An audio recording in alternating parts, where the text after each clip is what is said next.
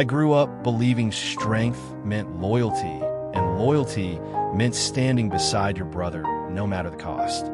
My brother Eric was everything I admired: disciplined, fearless, and obsessed with proving himself in the ring. When he was invited to Thailand to fight in underground matches, I followed him not as a fighter, but as his corner, his support, his shadow. Bangkok overwhelmed me immediately. The heat pressed against my skin, the noise never slept, and the fights felt less like sport and more like survival. Eric didn't see danger. He saw destiny. I saw something darker in the eyes of the men he was facing, especially one name whispered with fear: Tong Pa. As Eric trained, I watched rituals that I didn't understand, fighters conditioning their bodies in brutal ways, preparing for pain as much as victory. I tried warning him. I told him pride could blind even the strongest man. He laughed it off, confident in his skill, convinced he could conquer anything with fists and willpower. I stayed close, tried to absorb everything, learning the rhythms of a culture built on honor and punishment. Every fight tightened the knot in my chest. I sensed something was coming, something irreversible. I didn't know yet that this journey would tear my family apart and force me to step into a world I never planned to enter. At that moment, I was only a brother watching from the sidelines, unaware that my life was already changing forever, silently, mercilessly, and without permission. The fight changed everything. I watched helplessly as pride turned into tragedy before my eyes. The rules meant nothing, mercy didn't exist, and honor was twisted into cruelty. When it was over, my brother was broken in ways I couldn't fix. Hospitals in foreign cities feel colder, lonelier, filled with echoes of regret. I sat beside Eric, staring at machines, blaming myself for not stopping him, for not dragging him away when my instincts screamed danger. Guilt became my constant companion. I couldn't sleep, couldn't eat, couldn't escape the image burned into my mind. That was when rage replaced fear. I wasn't a fighter, but grief has a way of rewriting who you think you are. I wanted justice, but more than that, I wanted meaning. I needed to believe my brother's suffering wasn't pointless. In Thailand, honor demands balance. Pain must be answered. As I wandered the streets, lost and furious, I learned that strength here wasn't born. It was forged. Through discipline, through humility, through punishment. Every step deeper into this world made one truth clear. I could either return home broken by loss, or stay and face the mountain standing in front of me. I chose to stay, not because I believed I could win, but because walking away would mean abandoning my brother twice. I didn't know how, or when, or if I would ever be ready. All I knew was that my path forward would demand everything I'd left inside me, and then more. Finding a teacher wasn't easy. Strength alone meant nothing here. Respect had to be earned. When I met Sien, I didn't see a warrior at first. I saw calm, patience, and eyes that had witnessed too much pain to be impressed by anger. He didn't want to train me. I was impatient, emotional, fueled by vengeance instead of balance. That disgusted him, but persistence speaks louder than words. I humbled myself, worked for him, listened more than I spoke. Slowly, he tested me, not with fists, but with endurance. My training began far from any ring, running until my lungs burned, standing still until my legs shook, learning control before power. He taught me that Muay Thai wasn't about destroying your enemy, but understanding yourself. My body resisted every lesson. My mind fought harder. I wanted shortcuts. He offered none. Pain became routine. Bruises replaced doubt. Each day stripped away ego and replaced it with focus. Rituals mattered. Respect mattered. Discipline mattered. I learned to bow before learning to strike. Sien's methods were harsh, but never cruel. Every challenge had purpose. Every failure was a lesson. Slowly, my anger sharpened into determination. I stopped fighting the process and started trusting it. Somewhere between exhaustion and silence, I realized I was changing. Not into a weapon, but into something stronger, someone who could endure. For the first time since my brother's injury, I felt direction instead of chaos. The path ahead was still terrifying, but now at least it was clear. Training didn't make me feel powerful. It made me feel weak. Every flaw surfaced under pressure. My shin screamed. My fist split. My muscles learned pain in new languages. Cien believed the body had to be broken before it could be rebuilt. Conditioning was relentless. Striking wood, stone, anything harder than flesh. Balance drills tested patience more than strength. I fell constantly. Failure wasn't punished, but quitting was unthinkable. Each morning began before sunrise. Each night ended in silence. Food became fuel, not comfort. Rest felt earned, never guaranteed. Slowly, my body adapted. Pain dulled.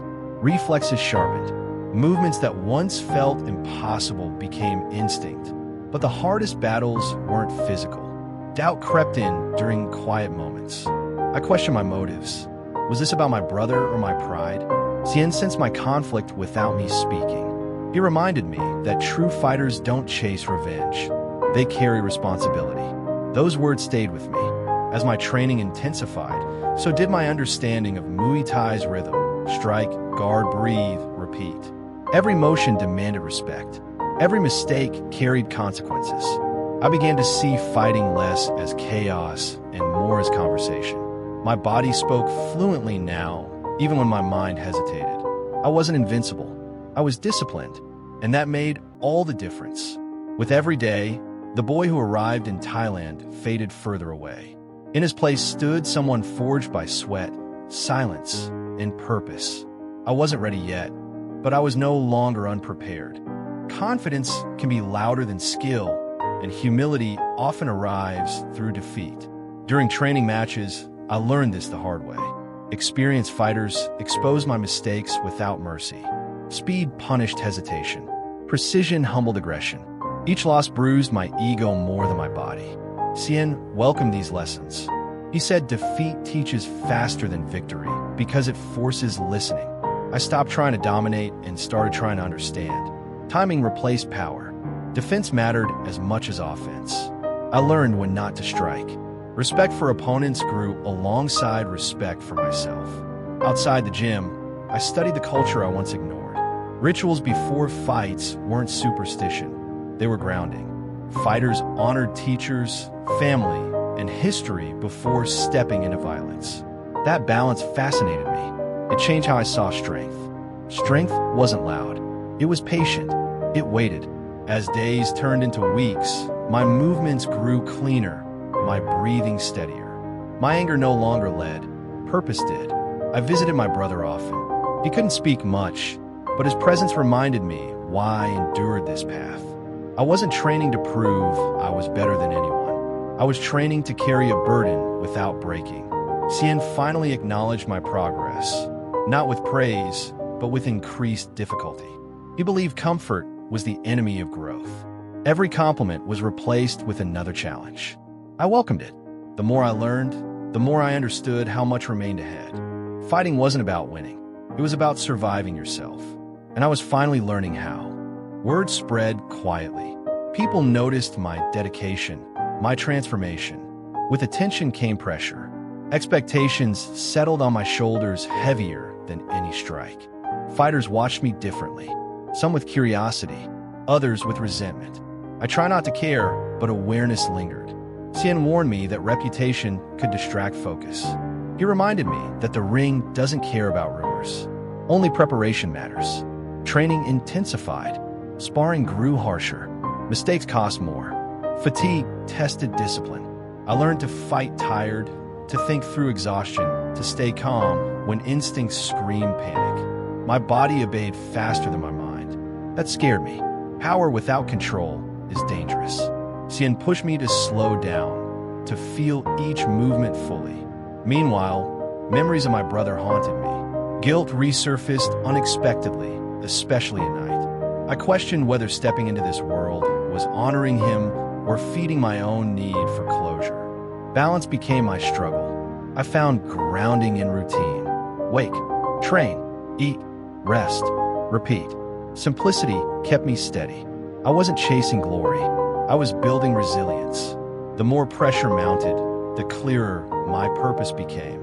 This wasn't about revenge anymore. It was about standing up when life demanded more than comfort.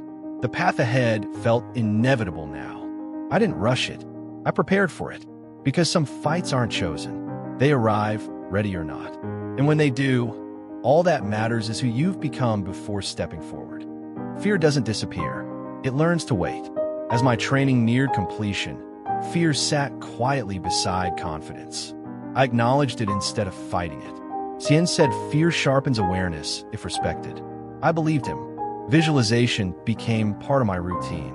I imagined standing still under pressure, breathing through chaos, responding instead of reacting.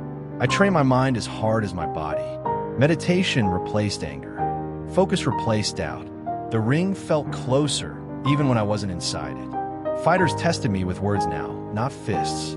Provocation meant nothing. I stayed silent. Silence carried strength. I learned to let insults pass without response. Control was victory before any fight began.